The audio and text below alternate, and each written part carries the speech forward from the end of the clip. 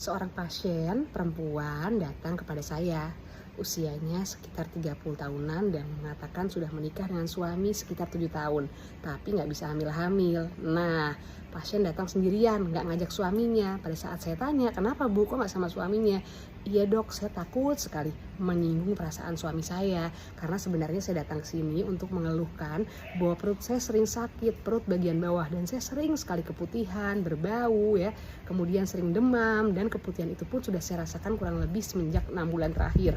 Karena suami saya sering kali melakukan tindakan-tindakan untuk membesarkan penis. Seperti dengan minyak-minyak tertentu atau daun-daun. Sehingga besar sekali dan saya sering kesakitan. Dan setelah berhubungan sering keputihan, berbau dan kehijauan. Nah, setelah kita lakukan pemeriksaan, ternyata hasilnya adalah pelvic inflammatory disease atau PID. Itu namanya peradangan pada organ panggul.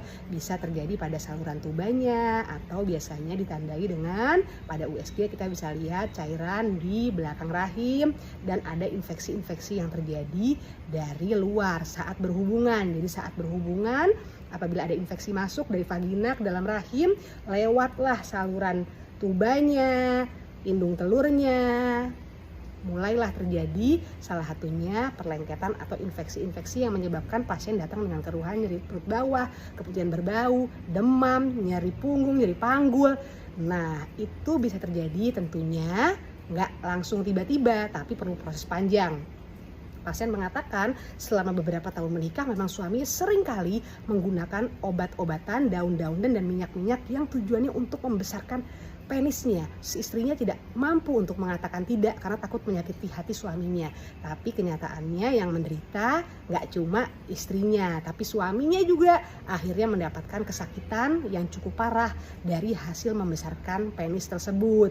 Artinya dengan seringnya dibungkus-bungkus penis itu dan makin membesar, justru penis itu nggak bisa ereksi dan libido pun bukan meningkat malah justru menurun. Dan yang lebih bahaya bisa ada penyakit-penyakit yang terjadi yang bahkan kalau nggak ada oksigen yang masuk ke si penis tersebut akhirnya bisa menjadi iskemik atau tidak adanya peredaran darah yang bisa terlalui dengan baik dan bahkan selain bisa sampai diamputasi penisnya bisa juga penyakit karsinoma penis. Jadi hati-hati untuk para laki-laki.